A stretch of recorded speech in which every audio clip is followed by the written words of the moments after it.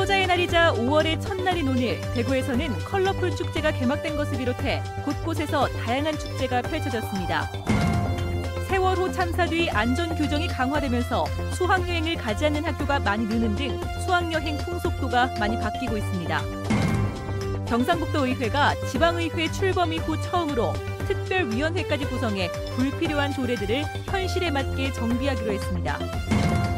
현대 오일뱅크 K리그 챌린지 2015에서 대구FC가 현재 1위를 기록하고 있는 가운데 1위 수성이 계속 이어질지 전망해봅니다. 계속해서 대구 경북 소식 전해드리겠습니다. 학생들이 단기 방학이 시작된 가운데 오늘부터 어린이날까지 닷새 동안 대구 동성로 일대에서 대구의 대표 축제인 컬러풀 페스티벌이 개막했습니다. 이번 축제는 따로 열리던 5개 축제를 하나로 모으면서 볼거리가 한층 더 풍성해질 것으로 기대를 모으고 있습니다. 양관희 기자가 보도합니다. 대구의 대표 도심 동성로가 콘서트장으로 변했습니다. 곳곳에 마련된 체험관에서 아이들은 쿠키도 직접 만들어보고 공예도 즐깁니다. 애들 체험하는 게 좀 많더라고요. 그리고 뭐 여기저기 홍보도 많이 해가지고 그 노래도 같이 들을 수도 있고. 패션 주얼리 특구에 늘어선 전시관. 반짝이는 장신구가 사람들 시선을 빼앗습니다. 중구의 근대 골목을 둘러보는 근대 문화재와 북중앙로를 통제해 각종 공연이 펼쳐지는 시민광장 행사도 열렸습니다. 이렇게 나오셔서 이렇게 입어보시니까 어때요? 좋은데요? 좋아요. 한복 입으니까 역시 옛날 기분이 좀 나네요. 내일은 댄스, 패션쇼, 농악 등 46개 팀 1,500여 명이 한껏 치장하고 도심을 누빕니다.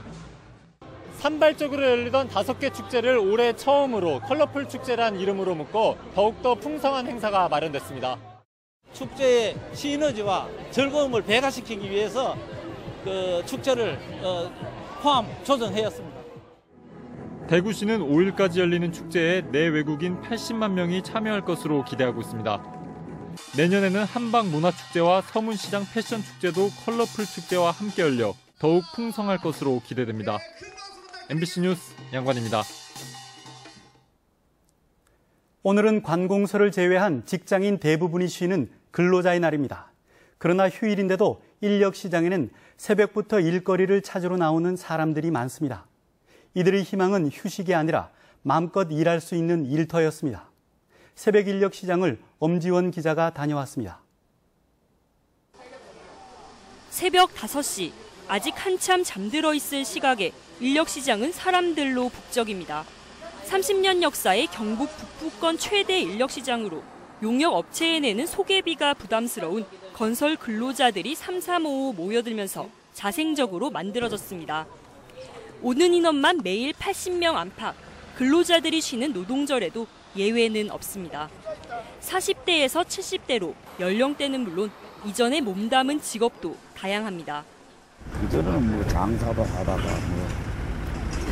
직장도 있다가 계획대로 안 되다 보면 또 이런 데 나오고 뭐 퇴직했는 사람들도 나오고. 매일 출석하다시피 하지만 일감이 주어지는 건 사흘에 한 번꼴. 현장으로 가는 차를 붙들고 사정해봐도 매몰차게 떠나버립니다. 30일 나가면 출근을 왕건한다 해도 일하는 횟수는요. 10일 나가면 엄청나게 많이 나가는 거예요. 20일 공친다고 보면 돼요. 경기 침체와 정부의 SOC 축소 기조가 맞물려 지역 건설 경기도 얼어붙고 있습니다. 신도청 같은 대형 관급공사도 줄었을 뿐더러 대도시 인력 유입도 노동자를 위협하고 있는데 정부가 지역 건설업체에 도급 우선순위를 주는 조례 폐지를 추진하면서 지역 근로자들의 일감 구하기는 더 어려워졌습니다. 몇 분 정도 갔어요, 요즘? 한 30%. 여기서?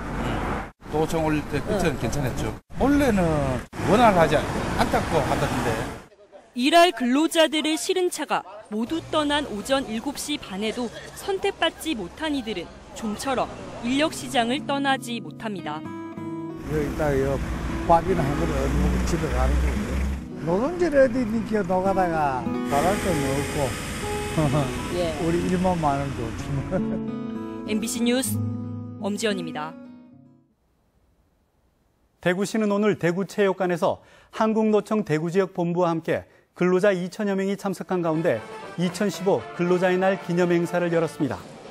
근로자의 날 유공자로 대구 달성군 환경미화원 황준영 씨 등 4명이 대통령상을 수상했고 주식회사 떡 파는 사람들과 평화전공 등이 대구시 노사화합상을 받았습니다. 학창시절 가장 소중한 추억으로 남는 것이 친구들과 다 함께 가는 수학여행일 텐데요. 이젠 이 수학여행 풍속도가 많이 달라졌다고 합니다. 세월호 참사 이후 수학여행 안전규정이 강화되면서 수학여행을 포기하는 학교도 늘고 있습니다. 조재한 기자가 보도합니다. 최근 대구 여자상업고등학교는 2개 반씩 60명 미만으로 수학여행을 떠났습니다. 15개 코스에 각기 다른 주제를 정해 사전 답사와 안전교육도 있습니다. 출발에 앞서서는 운전자 음주 여부도 측정했습니다. 대규모 이동에 따른 안전사고 위험도 줄이고 학급별로 특색 있는 프로그램을 운영하여 학생과 학부모의 만족도도 높일 수 있었습니다. 세월호 참사 이후 안전규정이 강화된 가운데 수학여행을 가는 학교도 많이 줄었습니다. 2년 전에는 261개 학교가 수학여행을 실시했지만 올해는 132개 학교로 절반밖에 되지 않습니다. 특히 초등학교는 74개 학교에서 9개 학교로 줄어 초등학교 수학여행은 거의 사라지다시피 했습니다. 까다로워진 안전규정으로 행정 업무가 늘면서 현장 체험학습으로 대신한 경우도 많은 것으로 파악되고 있습니다. 학생 150명 이상 대규모 수학여행을 실시할 경우에 사전 안전영향평가 지원단의 점검과 컨설팅을 받도록 하였으며 또한 학생 50명당 1명의 안전요원이 동행하도록 조치하였습니다. 한 학년 전체가 함께하는 대규모 여행 대신 체험학습이나 소규모 테마 여행으로 수학여행이 달라지고 있습니다. MBC 뉴스 조재한입니다. 5월을 맞아 많은 학교에서 운동회를 여는 가운데 대구 금포초등학교에서는 내일 학교에 다니는 할아버지, 할머니 26명과 전교생이 함께하는 3대가 함께 행복 한마당 운동회가 열렸습니다. 운동회는 3대가 함께하는 공굴리기, 지기지기 같은 다양한 프로그램을 비롯해 초등학생 공연과 할아버지, 할머니 농악 공연 등으로 꾸며졌습니다. 경상북도의회가 지방의회 출범 이후 처음으로 특별위원회까지 구성해 불필요한 조례 정비에 나섰습니다. 현행 조례 600여 건을 전부 조사해 현실에 맞게 고치기로 했습니다. 보도에 박재현 기자입니다. 지난 2000년 만들어진 환경관리공사 조례. 15년이 지난 지금까지 경상북도에 환경관리공사가 생기지 않아 유령 조례가 돼버렸습니다. 이 밖에도 철진한 명칭과 용어가 그대로 쓰이는 등 현실과 맞지 않는 사례가 한두 가지가 아닙니다. 이런 문제가 발생한 것은 지금까지 지방의원들이 조례 제정을 통한 실적 쌓기에 급급했을 뿐 시대의 변화에 맞게 조례를 전혀 정비하지 않았기 때문입니다. 경상북도의회가 지방의회 출범 23년 만에 조례정비 특별위원회를 구성해 조례 일제 정비에 나섭니다. 조례가 맞지 않는 것은 예산 타는 데도 지장이 있고 예산 편성에도 이 걸림돌이 되기 때문에 주민들의 복지를 위해서 만든 조례가 오히려 주민들 복지에 걸림돌이 되고 있습니다. 올 연말까지 현행 조례 600여 건을 모두 조사해 상위 법령을 위반하거나 법령상 근거가 없는 조례, 유명무실한 조례, 주민 생활에 불편을 주거나 지역경제 활성화에 어긋나는 조례를 찾아내기로 했습니다. 이후 관련 조례를 개정하거나 통폐합 등의 후속 조치를 할 방침입니다. 점검 리스트에 가지고 한 건 한 건 체크하는 그런 절차를 거쳐서 지방의회 개원 23년 만에 대대적으로 조례 정비에 나선 경상북도 의회의 움직임이 어떤 결과를 낼지 주목됩니다. MBC 뉴스 박재영입니다. 대지진이 발생한 네팔의 히말라야로 트레킹에 나섰던 봉화 지역 주민 7명이 오늘 밤 늦게 귀국합니다. 이보다 앞서 지진 당시 부상을 당한 지역민 등은 어제 저녁 귀국했습니다. 정윤호 기자가 보도합니다. 봉화 지역 주민 7명이 포함된 히말라야 트레킹 회원 10명이 오늘 밤 11시 반 대한항공 696편으로 귀국합니다. 이들에 앞서 지진 당시 강진곰파 로지에서 탈출하다 허리를 다친 50살 박순덕 씨와 박 씨를 보살폈던 김대학 씨는 어제 저녁 특별기 편으로 귀국했습니다. 일행 12명 중 박순덕 씨는 디스크가 파열돼 경기도 분당 지역 병원에 입원했고 나머지 11명은 모두 무사한 것으로 알려졌습니다. 이들은 지난달 20일 인천공항을 출발해 네팔 카트만두에 내린 뒤 23일 목적지인 강진곰파에 도착했습니다. 24일 강진곰파 로치에서 랑시사 카르카 계곡을 다녀온 뒤 25일 마지막 여정인 해발 4,984m의 체리고리 트레킹에 나섰습니다. 고산증 증세를 보인 박순덕 씨 등 3명은 숙소인 로치에 남아있었고 9명이 체르고리로 향했습니다. 체르고리에 오른 일행이 사진을 찍고 막 하산을 시작하던 시각, 현지 시각으로 낮 11시 10분쯤 진도 7.5의 강진이 발생했습니다. 하산길은 순식간에 아수라장으로 변했고 엄청난 눈사태를 만나기도 했지만 노련한 등반대장의 안내로 일행은 모두 안전하게 하산할 수 있었습니다. 같은 시각 숙소에 남아있던 박순덕 씨 일행도 엄청난 강도의 지진에 놀라 밖으로 탈출했습니다. 이때 허리를 다친 박순덕 씨는 헬기로 카트만두까지 후송돼 현지 병원에서 응급치료를 받았습니다. 나머지 일행은 군 헬기로 둔체까지 이동한 뒤 13km를 걸어서 다시 버스를 타고 카트만두까지 이동했습니다. 네팔에서 지진이 발생했던 25일부터 오늘까지 악몽 같은 일주일이 흘렀고 이들은 무사히 집으로 돌아왔습니다. 그리고 네팔 현지에서는 오늘까지 사망자 수가 6,000명을 넘어섰고 대재앙의 참혹한 고통이 이어지고 있습니다. MBC 뉴스 정윤호입니다. 휴대전화 가입자 15만여 명의 개인정보를 사전 동의 없이 사용한 혐의로 기소된 SK텔레콤 법인에 대해 검찰은 벌금 5천만 원을, 해당 업무를 담당한 전현직 팀장급 2명에게 징역 3년을 각각 구형했습니다. 검찰은 시장 점유율 유지를 위해 가입자 개인정보로 선불폰을 충전했다며 이는 개인정보를 무단 이용한 것이라고 지적했습니다. SK텔레콤 측은 고객의 포괄적 동의를 받았고 그 범위 안에서 개인정보를 이용한 것이라고 주장했습니다. 프로축구 2부 리그인 현대오일뱅크 K리그 챌린지 2015에서 1위를 달리고 있는 대구FC가 내일 홈에서 선두 지키기에 나섭니다. 1부 리그 승격을 노리며 예년과 확연히 달라진 모습을 보여주고 있는 대구FC. 내일은 가족과 함께 대구 스타디움으로 가보시는 건 어떨까요? 서곤 기자입니다. 시즌 첫 경기를 내줬지만 홈 개막전 승리를 시작으로 무패 행진. 대구FC는 지난 토요일 충주전에서 승리하며 올 시즌 첫 선두에 올라섰습니다. 지금 순위가 큰 의미는 없겠지만 팀 분위기가 상승세를 보인다는 건 분명 앞으로가 더 기대되는 대목.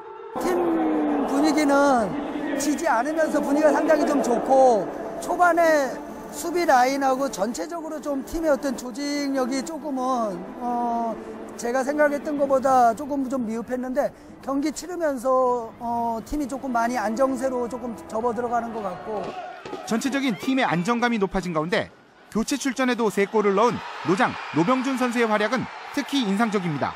글쎄요, 제가 필드에서 플레이를 하는 것보다 그 순간순간 그런 찬스가 났을 때 그런 집중력을 좀 더 발휘를 하려고 생각을 많이 하고 경기를 뛰니까 또 그렇게 하니까 또 좋은 찬스가 나오고 또 그런 좋은 기회가 와서 또 골을 넣는 것 같아요. 1위를 기록한 대구의 내일 상대는 리그 하위권에 머물고 있는 경남. 어린이날을 앞두고 다양한 이벤트까지 준비했습니다. 대구FC 응원해주는 게 지금 좋은 상승세로 가는데 큰 원동력이 되고 있어요. 그래서 앞으로도 저희 홈 경기는 선수들이 꼭 승리할 수 있도록 준비 잘 할 테니까 많이 오셔가지고 저 응원 많이 해주셨으면 좋겠어요. 과연 대구FC가 경남을 잡고 3연승과 함께 선두 질주를 이어갈 수 있을지 내일 홈 경기 승리에 대한 기대감이 높아지고 있습니다. MBC 뉴스 서건입니다.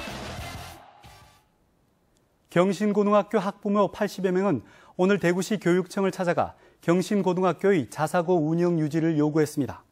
학부모들은 경신고가 입시 설명회를 비롯해 수차례 자사고 포기는 없다고 밝히면서 학생들을 모집했는데 이제 와서 일반고로 전환하면 피해는 학생들에게 돌아간다면서 반발하고 있습니다. 경신고 측은 한 해 3억 원의 재정을 감당하기 어려워 자사고를 포기한다는 방침을 고수하고 있습니다.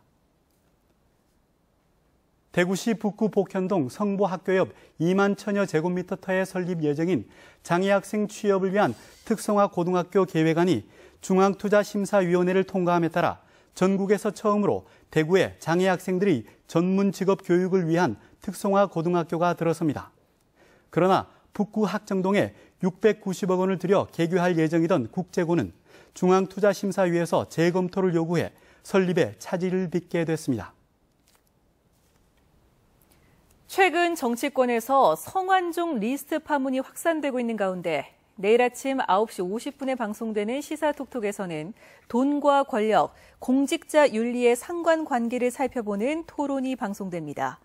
이번 토론회는 부패 추방운동을 벌인 시민운동가와 관련 연구를 한 전문가들이 패널로 출연해 정관, 민간의 유착비리의 고리를 분석하고 부패 추방을 위한 다양한 방안을 제시합니다. 많은 시청 바랍니다.